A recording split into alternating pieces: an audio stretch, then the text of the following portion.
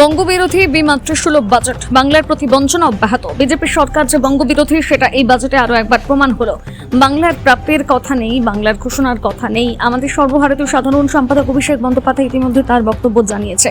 2021 সালে হেরে যাওয়ার পর প্রতিহিংসা পরায়ণভাবে কতগুলো খাতে 10টা নয়া পয়সা দেয়নি কেন্দ্রীয় সরকার, একটা শ্বেতপত্র প্রকাশ করতে পারেনি। বঙ্গবিরোধী বিজেপির বঙ্গবিরোধী বাজেট। হলের টাকা নেই, হকের প্রকল্প নেই, কৃষিজীবী শ্রমজীবী নিম্নবিত্ত মধ্যবিত্তর জন্য জঘন্য বাজেট।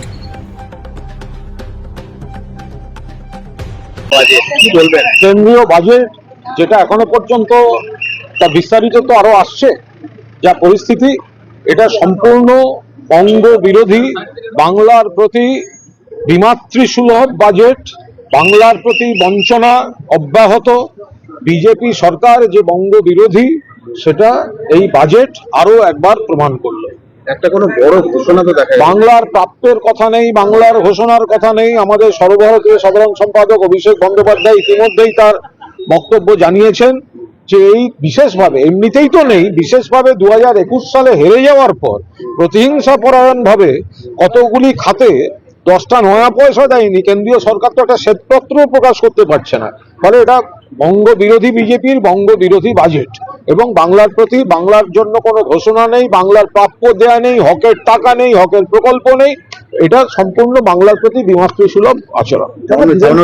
সার্বিকভাবে জনবিরোধী বটেই, গোটা দেশের জন্য জনবিরোধী। সাধারণ মানুষ, শ্রমজীবী মানুষ, কৃষিজীবী মানুষ, শ্রমজীবী মানুষ, নিম্নবিত্ত, মধ্যবিত্ত সকলের জন্য অত্যন্ত জঘন্য বাজেট। মধ্যবিত্তের উপর, কৃষিজীবীর উপর এতে মূল্য বৃদ্ধি, মুদ্রাস্ফীতি বাড়বে, মানুষের উপর চাপ বাড়বে। আর বাংলার ক্ষেত্রে বাংলার জন্য কোনো ঘোষণা নেই। এটা সম্পূর্ণভাবে বঙ্গ বিরোধী, বাংলার প্রতি বিমাতৃসুলভ আচরণের বাজেট। এর জবাব 26-এর নির্বাচনে বাংলা থেকে ভরপুর পাবে।